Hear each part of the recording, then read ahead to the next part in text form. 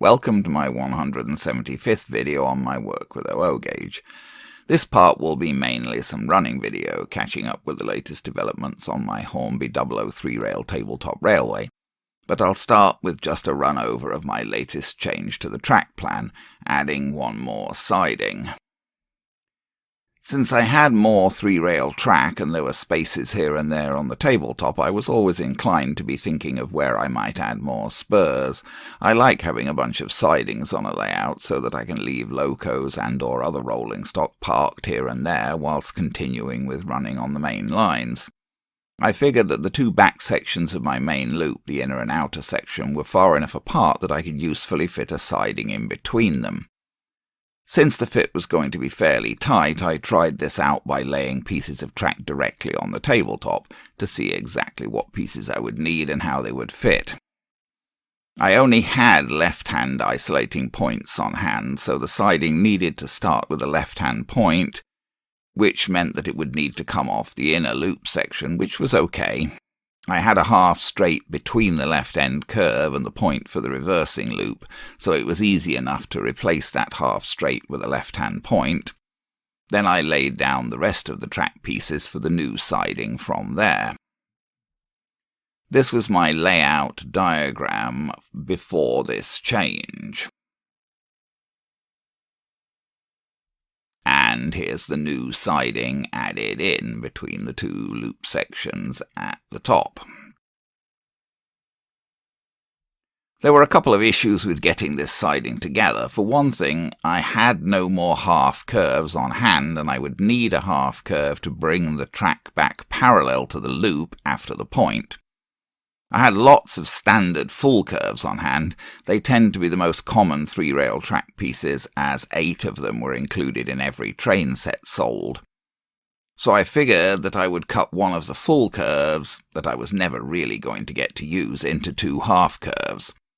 Then I thought that I might as well put a manual uncoupling track next, as I still had a couple of those on hand. In terms of the length of the siding, if I started as just shown and finished it with a full curve at the other end, there wasn't quite room for 2 full straights in between. 2 full straights would have pushed the curve at the end over until it hit the main loop tracks. But I had a piece of track 3/4 of a full straight in length left over from when I cut a quarter straight piece for my initial loop setup. That 3/4 piece would fit in nicely. Though being a piece of cut track, it would need special attention to join it at the cut end. Here's the join between that cut straight piece at left and the end curve at right. The back fishplate is a new Atlas Code 100 fishplate. These seem to work fine with Dublo 3-rail track, although they're a little fiddly to get on. As it happened, the piece of cut track had one of the supports for the centre rail right at its end, which made joining it quite easy. The centre rail was fully supported to the end, so no special work was required to support the centre rail. And underneath, the tab from the curve just naturally pressed against the bottom of the centre rail support on the cut piece, making a connection. True, this connection is not quite as good as 2 tabs properly pressing in each other, but honestly it's a better connection than the little switching contacts in the isolating points make. It should work fine. I had to cut a full curve to make the half curve coming from the point. Cutting 3-rail track is never very pleasant to do, and I feel a bit bad about cutting up things that have managed to survive so long, but it's better to continue them in useful life, I guess. I started by cutting through the rails with a razor saw. The rails are plated brass, so it isn't that hard to cut through them, although they're fairly hard. It's not that easy either. The tin plate base is even harder to cut through. I don't know exactly what metal it's made of, but it seems rather like steel. I used a cutting disc in a rotary tool to help with cutting through the base, as it's hard to do with a saw. One of the 2 cut pieces will have a support for the centre rail at the cut end, which will make it easier to work with. On the other piece, the centre rail is loose at the end, as can be seen here, the left piece in this picture. The centre rail has no support at the end and is all bent out of place. In order for that piece to be used, the centre rail will need to be fixed back down with a support, keeping it centred at the end and the right height and ensuring that it's insulated from the base. For this project I used the cut piece that was easier to immediately join. Although its centre rail was supported at the end, it was still quite a bit lower than the centre rail of the manual uncoupling track to which it needed to be joined. I think that this was more because the uncoupling track has a high centre rail than anything else. I filed the end of the centre rail on the uncoupling track a bit to minimise the tendency for loco contacts to hit a step between the two. Again, a new Atlas fish plate is used at the back. And again, the tab on the uncoupling track contacted the support for the centre rail on the cut piece quite nicely. Sorry I didn't get the camera to focus right here. With those most tricky parts done, I finished up preparing the track for the siding, bending all of the fish plates back into shape, cleaning the tops of the rails, making sure the switching contacts on the point worked properly, and cleaning the contacts with spray contact cleaner. Then I connected up the siding on the tabletop. Having connected everything up and run a finger over to check that I'd got all of the fish plates in right and there weren't any bumps in the rails, I turned on the power and ran the 264 tank into the siding. I was pleased to find that the tank ran into the new siding fine all the way to the end, and that it sat there without moving even when I turned up the power, so long as the point at the end of the siding was set straight.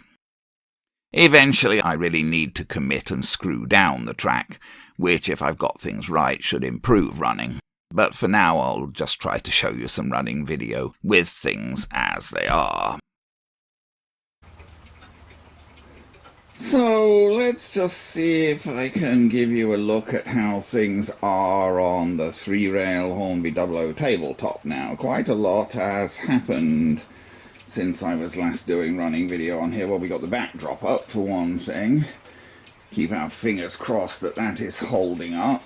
So that's the catch that holds it up. The cord runs up there and suspends it, and it's just hung and stuck onto that backing by double-sided tape, that piece of wood. We've had what else has happened? Oh, well, we've got the more buildings. There was just pieces of paper here, I think, last time I did a running video. There's the goods depot and the super quick engine shed that I just built, although I'm a bit dubious about that. And we got various other things going on. There's a railer there. I didn't have a railer last time I did a running video, so I was having to rail everything without a railer, but now I got a railer that I picked up at the Reslaw train show. I think I had already redone the station last time I did a running video.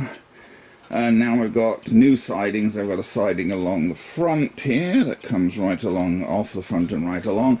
And most recently I put that siding there in that comes off just before the reversing loop and goes down, and the 264 tank is stood on that at the moment. The original Duchess of Atholl that I bought, the one with the cast lug error, is sitting on the back track there, and in the station we've got the Wren Royal Scot converted to 3-rail and a Hornby Dublo 8F.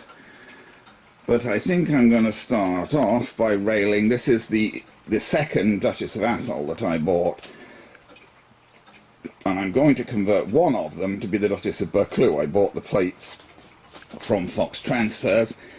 Haven't quite decided whether I'm going to convert the original one or this one.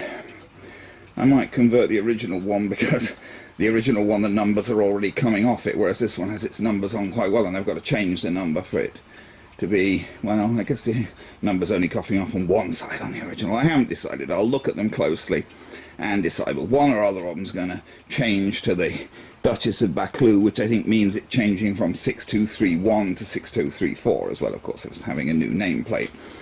So, let's see. So this is a 3-rail railer, and of course, to rail 3-rail, you've got to have a 3-rail railer. 2-rail railers are utterly useless on 3-rail because they won't sit properly, because 2-rail railers generally work by having a tongue that sits in between the 2 rails, but that's not going to work, obviously, with a 3-rail track. The 3-rail railer doesn't kind of touch the track at all. It sort of comes right up over the track at the end. It sits down on the ground and actually doesn't touch the rails, but it's lined up well enough with the grooves there that it hopefully lowers the wheels of the train onto the track.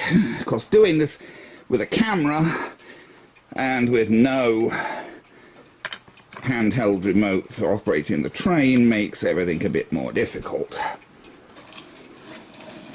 So we'll see if we can rail him. Now, before he gets off the railer, I'm going to see if I can hook up his tender, and then we'll draw him off the railer with his tender. Now, of course, it's a bit awkward drawing him off as a loco. It's always with railing locos because the wheels won't turn because he's not supplying power. But okay, so now let's see if we can get him going.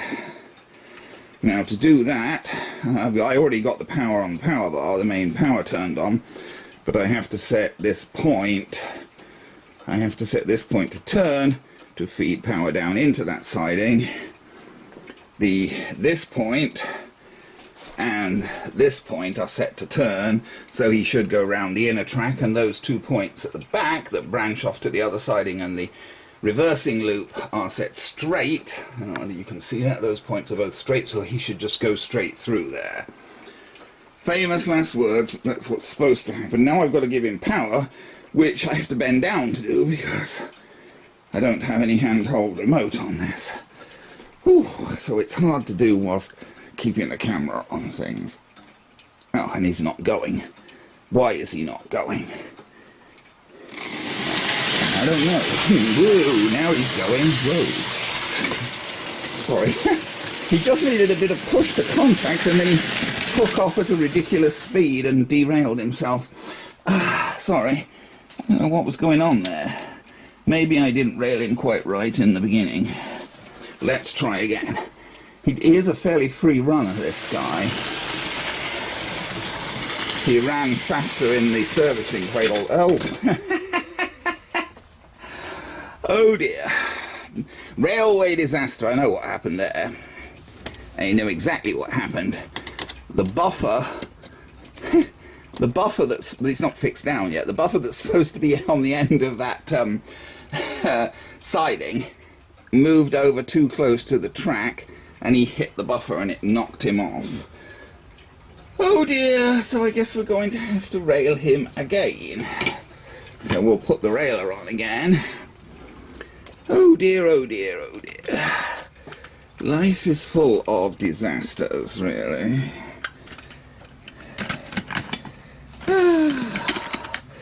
Let's come uncoupled. Oh dear, oh dear, oh dear. Yeah, well, what can you do? I didn't notice that had moved. I don't know to what degree it did. Now I'm trying to... The problem is it's hard to do this while I'm operating the camera. I need... Oh, see, that didn't go on then. I need to operate... I really need a separate cameraman, but I don't have one. So, okay. Let's try again.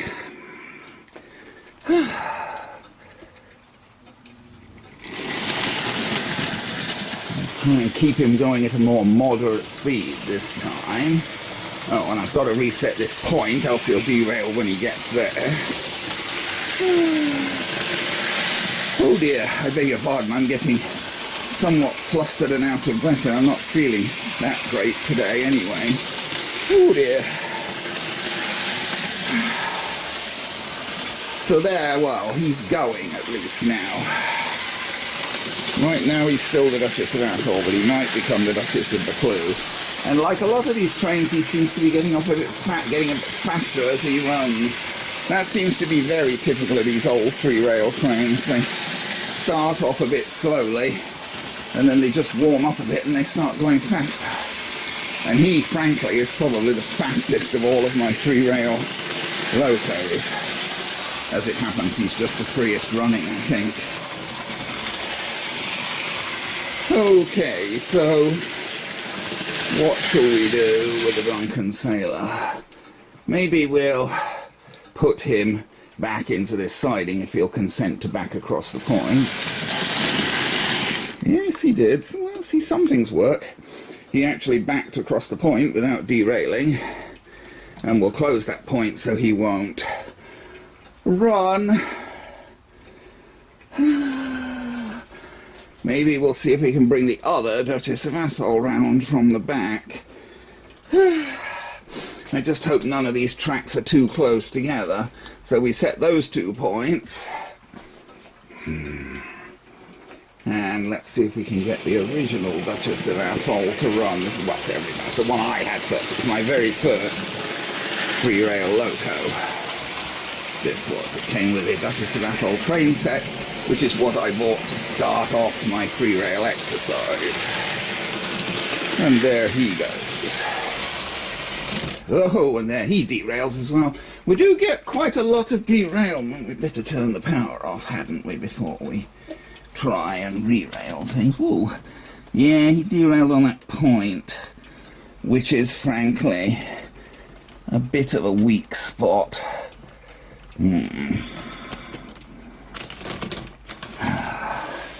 I can't re-rail him on there. I can't re-rail him while he's on the point. Re-railing him manually at all. I should just take him off and re-rail him. I don't know, is that on? I don't know. Is it?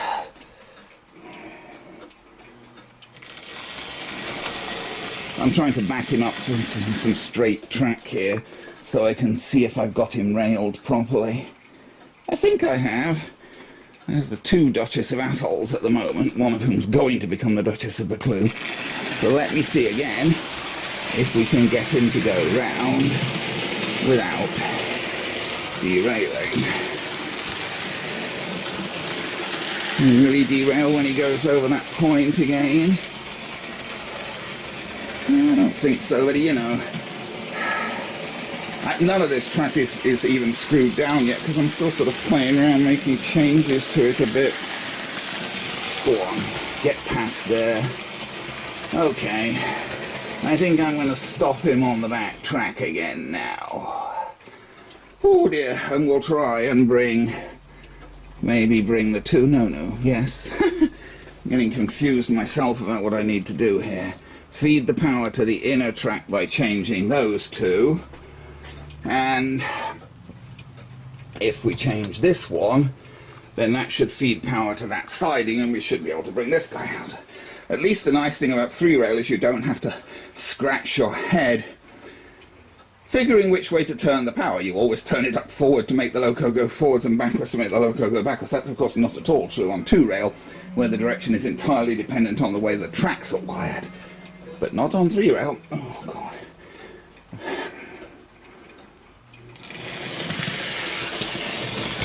Gently, gently. So we'll bring him round to the front a minute while I decide what I'm doing. And then we'll set the point on his siding again. Oh dear. I'm sorry if I'm not filming this very well, but you know, as I say, it's very hard to do it with with a handheld camera and know what I want to do now is see if I can back him into the engine shed. Never put an engine into the engine shed yet, so we'll need to turn on to the reversing loop. But then immediately turn off the reversing loop again. So we turn to go on the reversing loop, but we go straight, and we want to go into the outer line because there's a freight train standing on the other one. Now, this is a bit adventurous whether this will work, but we can try. Backwards. Well, he went. Ooh, there we go. He's in the engine shed. I'm quite impressed. Sometimes things you don't expect to work. Sometimes things you expect to work don't, says he kindly. And that's the way it goes. So we reset those 2 points, so there's no power down there. Should we try and bring the Royal Scot out? Just, I think that'll be the finish then. So I have to put power here into the reversing loop, but then take the power from the reversing, so we come into the reversing loop, then we go straight, we go straight, we go straight. So we should be bringing the Royal Scot out now. He's got coaches as well. which means he's even more likely to derail because the coaches seem to show more tendency to derail than the locos, but we'll try.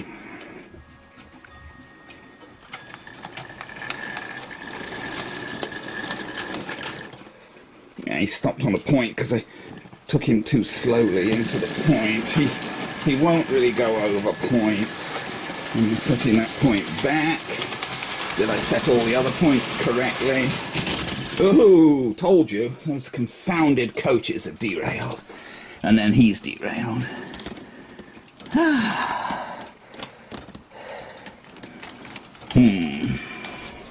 Was that just him? Maybe that was just him, not the coaches. Now I can't get him to couple. Oh, I don't think his tender is railed right, that's why. I couldn't get the coaches to couple to him because his tender wasn't railed right. Oh dear. It's pretty tough, I find, getting trains to run on this thing without derailing, especially passenger trains with coaches. He's got to go on the inner loop because I've still got the Duchess of Atholl on the outer loop. Oh, and he's done it again. Well, I'm not getting anywhere, am I, with him? Is it him that's derailing or the coaches?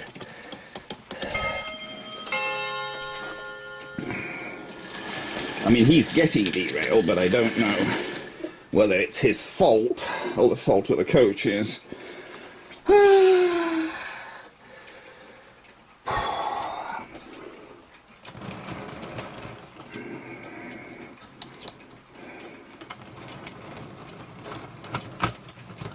Oh, that's not going to work, is it? No. I was trying to push the coaches manually onto that siding, but it wasn't working. We'll just take the coaches off for a minute.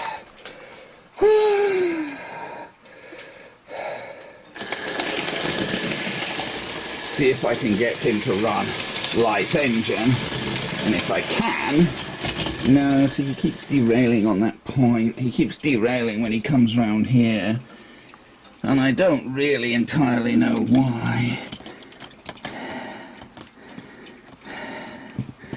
He can't seem to get through this point, through this turn and this point without derailing.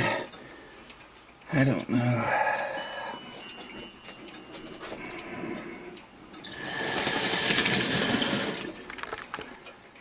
Well, it's the very devil getting these old LMS coaches to run. Also, the tender of the Royal Scot was a bit prone to derailing.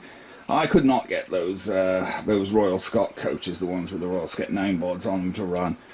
They just kept derailing or coming uncoupled from each other. I'll have to do more work, and I've swapped them out for a couple of other LMS coaches. Same style of coach, basically, an LMS corridor composite and a brake, but these I've done a bit more work on with the wheels and the couplings and things, so maybe, I'm not promising, but maybe these will actually stay railed while I run them. As I say, it's hard to do with no handheld control, so it's because I have to be bending down to reach the duet for any adjustment I want to make, but we'll try. What, we got some clock chiming there, I don't know quite what. Oh, the 3/4, the Westminster clock chiming, the 3/4. No, see, I need more power now, but I've not got my hand on the power. Go on. It's very hard to operate the camera and keep my hand on the power. This is the problem. That's the nice thing about the layout upstairs, where I've got the handheld control. I can be filming and adjusting the power while standing up, and it's a bit easier. This, I've got to crouch at a bizarre angle to try and reach the power while I'm filming. Why does he slow down on that corner? Who knows? Maybe the track's a little dirty, or maybe, I don't know, he's just further from power, I don't know, or something doesn't transmit well. See, every time he gets around that corner, he slows down. I have to give him a little bit more power. Oh well.